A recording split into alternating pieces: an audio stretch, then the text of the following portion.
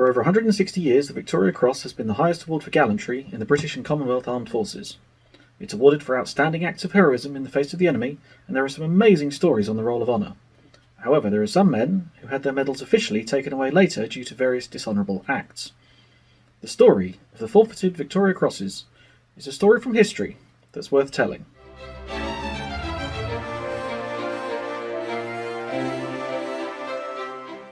At the time the Victoria Cross was founded, it was unusual because it could be awarded to all ranks. Previously, only officers could be awarded bravery medals, but here was one that recognised heroism from all ranks. There was, however, an expectation of how a recipient should conduct oneself. After all, they were wearing a medal awarded by and named after their monarch. They were to be models of decency, politeness, and an all-round good gentleman. If it was seen that a recipient wasn't behaving themselves, then there was a clause which meant their Victoria Cross could be taken away. In order to preserve pure this most honourable distinction, it is ordained that if any person be convicted of treason, cowardice, felony, or of any infamous crime, or if he be accused of any such offence, his name shall forthwith be erased from the registry of individuals upon whom said decoration shall be conferred, and by an especial warrant the pension shall cease. Of the 1,355 recipients of the Victoria Cross, only 8 men have had to return their medals to the Crown. These are their stories.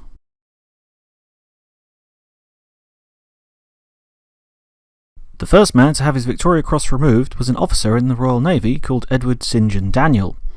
Born in Bristol in 1837, he joined the Navy as a cadet at the age of 14. While serving as a midshipman, he was aide-de-camp to Captain William Peel, son of the British Prime Minister Sir Robert Peel. On the 18th of June 1855, during the siege of Sevastopol, Captain Peel was shot in the arm and in danger of bleeding to death. Daniel, aged just 17, applied a tourniquet and then carried his officer to safety through a hail of enemy fire. Daniel's equipment and uniform was full of holes, but he himself was unharmed. Both men went on to serve in India during the Indian Mutiny, but William Peel died of smallpox in 1858. It's thought that this had a terrible effect on the still young Edward Daniel. The following year he was promoted to lieutenant, and the year after that he was presented to Queen Victoria as a model sailor. However, just 1 month later he was reprimanded for being absent without leave and for being drunk on duty. A year later, in 1861, he faced a court-martial for an offence which one report described as taking indecent liberties with 4 subordinate officers. The following evening he was found to be missing from the ship and labelled a deserter. In July of 1861 he was removed from the Navy list, and on the 4th of September Queen Victoria signed the first royal warrant to have a member of her armed forces stripped of the top medal for gallantry. It's thought that Daniel worked in various jobs afterwards, including gold mining in Australia and armed policeman in New Zealand. Officially, he died as a result of alcohol withdrawal in 1868, aged 31, and was given a military funeral in New Zealand. There is a theory, however, that he switched identities with another man and returned to England. In 1903, a book was published by an American author who had toured the slums of London and met a man who gave a life story very similar to that of Edward Daniel. The mystery remains unsolved. Edward Daniel remains the only officer and the only Royal Navy sailor to have his VC removed.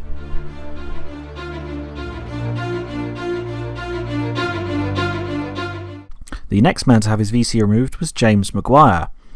Born in Enniskillen, Ireland in 1827, he was a 30-year-old sergeant in the 1st Bengal Fusiliers during the Indian Mutiny.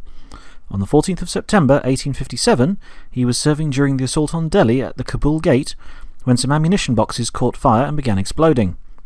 Maguire and another soldier began picking up the burning boxes and throwing them over the parapet into the water below. To quote their VC citation, their coolness and personal daring saved the lives of many at the risk of their own. For his actions, Maguire was awarded his VC in 1860 at Windsor Castle by the Queen. Having already left the army, he returned to Ireland where he ended up in a family dispute and by 1862 was in court accused of stealing a cow from his uncle. Livestock has always been highly valued in Ireland, so the offence is greater than it perhaps sounds. Maguire claimed it was taken in lieu of an unpaid debt to him, but the court sentenced him to 9 months in Derry jail. On the 22nd of December 1862, Maguire's name was struck off the list of VC recipients. The following year, when he was a free man once more, he petitioned to have his medal restored, but to no avail. Despite this, the VC pension book shows that the £10 per year pension of the VC was still paid to Maguire, but this could be a clerical error. Again, like Edward Daniel, Maguire's true date of death is a mystery. Officially, he died on the 22nd of December 1862, the date he was struck off the VC register, but then he couldn't have petitioned to have it restored the following year. No one really knows where or when he died, and where he lies buried, but it's possible he's buried in Donnelly Cemetery in County Fermanagh under the name of Patrick Donnelly.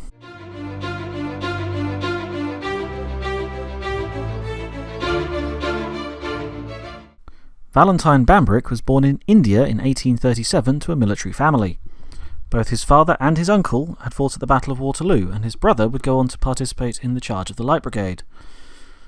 At the age of 16, Bambrick enlisted in the 1st Battalion of the 60th Rifles and fought in the Indian Mutiny. On the 6th of May 1858, Private Bambrick found himself and his officer, Lieutenant Ashburnham, cornered while street fighting in Bareilly. The two men were outnumbered and wounded, but despite this, Bambrick managed to kill one rebel and fought so ferociously that he scared off the rest. He received his Victoria Cross the following year and stayed in India when his regiment returned to England. Some reports state that he couldn't return as he was serving one of many sentences for various misdemeanours, many of which were probably alcohol-related. Bambrick returned to England in 1863 and was discharged at Aldershot on the 16th of November. To celebrate his first night of civilian life, he went out for a night on the town. There are different versions of what happened next. Bambrick's version of events is that he heard screams of a woman and went to her aid. He found an NCO by the name of Russell beating a woman. Bambrick overpowered him, and while this was happening, Russell's medals fell from his chest. Russell's version of events is that Bambrick had got him drunk and then attacked him in his own room, and then stole his medals. Russell's men backed up his version of events. Bambrick's only witness was the woman herself, most likely a prostitute, who had vanished by the time of the trial a few weeks later. Bambrick's main defence, therefore, was to question why he'd want another man's medals, none of which were gallantry medals, when he himself already had the Victoria Cross. Despite his pleas, Bambrick was sentenced to 3 years in Pentonville Prison and was officially stripped of his Victoria Cross on the 3rd of December 1863. Many of his jailers felt he was innocent, and some thought that he'd get out early due to his VC. Despite this, it appears Bambrick was unable to live with the shame of having his medal and pension taken away.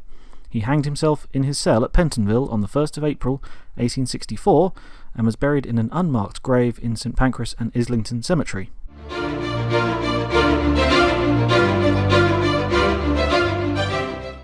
Michael Murphy was born around 1837 in County Tipperary, Ireland. In August 1855, Murphy joined the army, eventually becoming part of the military train, a precursor to the Royal Logistics Corps. On the 15th of April 1858, Murphy was fighting in Natherpur when he witnessed a Lieutenant Hamilton get knocked from his horse and set upon by rebels. Murphy and another soldier named Morley rushed to the officer's aid. They fought hand-to-hand with the rebels and were both wounded in the process, but they held off the rebels until more help arrived. Hamilton later died of his injuries, but both Murphy and Morley were awarded the Victoria Cross for their heroism. After recovering from his own wounds, Murphy married and served in various places including Canada and Ireland. On the 26th of January 1872, a civilian by the name of James Green was stopped at a gate in Aldershot Barracks. His wagon contained sacks of oats and hay, apparently removed from army stores with permission of Murphy. When it came to trial, Green was found innocent, but Murphy was found guilty. He was sentenced to 9 months' hard labour at the House of Correction for Hampshire. On the 5th of March 1872, Michael Murphy became the 4th man in history to have his VC officially taken away from him. It wasn't physically taken away because it suddenly went missing after his trial. It didn't reappear until 26 years later. Murphy was released from the correction house in November and returned to army life. He continued serving and was discharged on the 1st of February 1875 after almost 20 years, mostly good service. He died of pneumonia in 1893, aged around 55. 5 years after his death, his VC medal suddenly appeared at auction, where it was bought and donated to the Royal Army Service Corps, Murphy's old regiment. Murphy was buried at Darlington, and 150 years after his heroic act, Murphy's 3 times great-grandson presented the medal to Murphy's grave.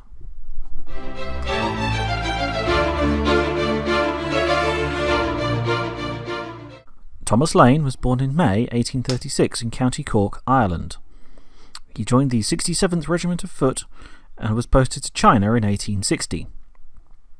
On the 21st of August that year, the British and French were assaulting a fort at the mouth of the Peiho River.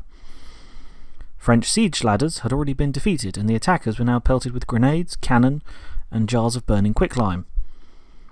Action was needed, and two men found themselves in a position to do something about it. Lieutenant Burslem and Private Thomas Lane managed to enlarge a small hole in the wall despite being wounded by the defenders. Men began digging their bayonets into mud walls to form ladders to climb up.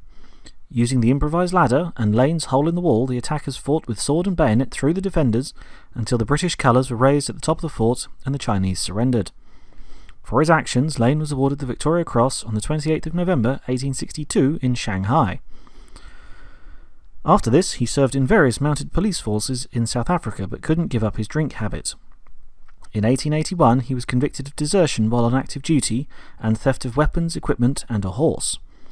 On the 7th of April, he was officially stripped of his VC, but to avoid giving it up, he gave it to a friend to look after and managed to get a replica sent back to Britain. Lane died 8 years later, aged 52, still in South Africa, serving in the Kimberley Police. Both his real medal and a fake medal are now held by the Hampshire Regiment Museum in Winchester.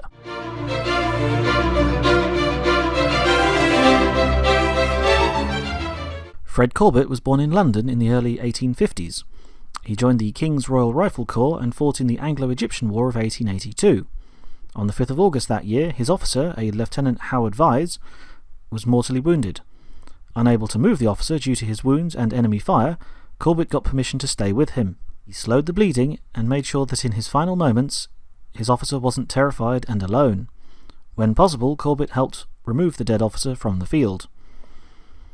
On the 2nd of March, 1883, Corbett was awarded the Victoria Cross while in Cairo. He left the army soon after and sold his medal, presumably to make ends meet. In 1884, he rejoined the army, but this time going into the Royal Artillery, but was quickly convicted of being absent without leave, embezzling money, and stealing from an officer. On the 30th of July, 1884, just over a year after receiving his medal, Corbett's name was struck from the VC register by royal warrant.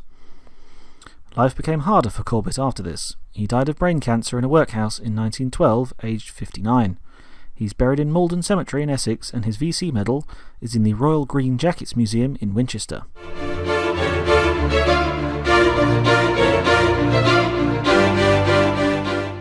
James Collis was born in 1856 in Cambridge. He joined the Royal Horse Artillery and served during the retreat to Kandahar in 1880. On the 28th of July, he saw an officer attempting to bring in wounded men under fire. Collis picked up his rifle, ran forward, and took up a position in a ravine to give covering fire. The enemy began firing solely at Collis, thus saving the officer and many wounded men. Collis killed 2 of the enemy and drove the rest off. For his actions, he was awarded the Victoria Cross on the 11th of July, 1881, almost exactly a year after the event. Collis left the army that year and joined the Bombay Police, reaching the rank of inspector. In March 1882, he married a widow called Adela Skews. In 1884, he returned to the UK, but in 1887 he re-enlisted in the army and returned to India in 1888. 3 years later, he was invalided out of the army, suffering with rheumatic fever, and returned to the UK without his wife. 2 years later, in 1893, he married a Mary Goddard, who knew nothing of Collis's first wife in India. 2 years later, his secret was out. He was convicted of bigamy and sentenced to 18 months hard labour. In November of 1895, his name was struck from the VC register. It was found he had sold his medal already, as he was short of money. In 1914, with the outbreak of the Great War, Collis rejoined the army at the age of 58. He was once again invalided out of the army in 1917 with poor health and died on the 28th of June 1918, aged 62. He was given full military honours at his funeral at Wandsworth Cemetery, but his family didn't have enough money to pay for a headstone. 80 years later, a Commonwealth War gravestone was erected on his burial plot, complete with the VC inscription.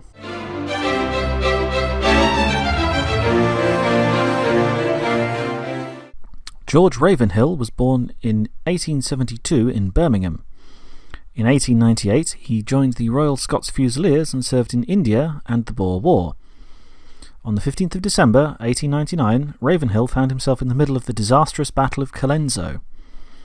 The Scots Fusiliers were escorting the artillery when many of the gunners were cut down by accurate rifle and artillery fire. Ravenhill managed to help just 5 other men hook up a team of horses and begin retrieving the lost guns. They were constantly under fire, and Ravenhill took a bullet in the arm, but continued in his task. One of the other 5 men was mortally wounded in the action. On the 4th of June 1901, Ravenhill was presented with his Victoria Cross by the Duke of York, the future King George V. Ravenhill left the army in 1908, and almost immediately fell on hard times. That year, a member of Parliament asked the Secretary of State for War what was being done to help Ravenhill, who was now living in a workhouse. No action came. Later that year, Ravenhill was charged with the theft of 6 shillings worth of iron. Ravenhill argued that he was due a pension of £50, but had heard nothing from the authorities. The judge disagreed and jailed him for a month. Due to his jail time, he had to forfeit his Victoria Cross. Upon release, he had to foster 3 of his children to Canada, keeping just 1 daughter with him in the UK.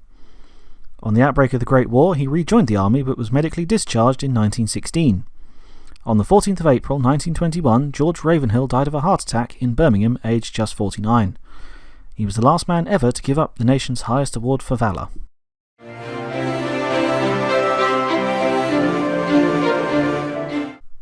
So, was anything done to prevent these heroes losing their medals for petty crimes?